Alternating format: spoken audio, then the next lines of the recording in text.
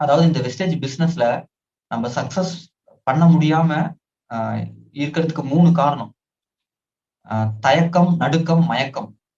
தயக்கம், நடுக்கம், மயக்கம். இந்த மூணு மூணு தான் நம்ம வெஸ்டேஜ்ல மிகப்பெரிய லெவல்ல அச்சீவ் பண்ண விடாம நம்மள தடுத்துட்டு இருக்கு. ஃபர்ஸ்ட் இது 3 என்னன்னு சொல்லிடுறேன். இந்த 3 எந்தெந்த டைம்ல நம்மள தடுக்குதுன்னு நான் சொல்லிடுறேன். கரெக்டா? தயக்கம்னா என்ன? இப்ப வெஸ்டேஜ் வாய்ப்பு கிடைக்குது. அந்த வாய்ப்பை எடுத்து பண்றதுக்கு நம்ம ஃப்ரெண்ட்ஸ் ரிலேட்டிவ்கிட்ட பேசுறதுக்கு தயக்கப்படுறோம்.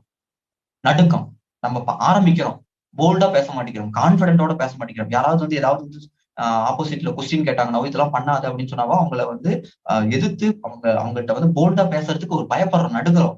ஐயோ, இவங்களை எப்படி எதிர்த்து பேசுறது, இவங்களெல்லாம் எப்படி கன்வின்ஸ் பண்றது, ஐயோ என்னடா இவங்க ஆப்போசிட்ல இப்படி கொஸ்டின் கேட்டாங்க, என்னடா இவ்வளவு பெரிய குண்டை தூக்கி போட்டாங்க, என்னடா இதெல்லாம் பண்ண வேணாட்டாங்க, நடுங்குறோம்.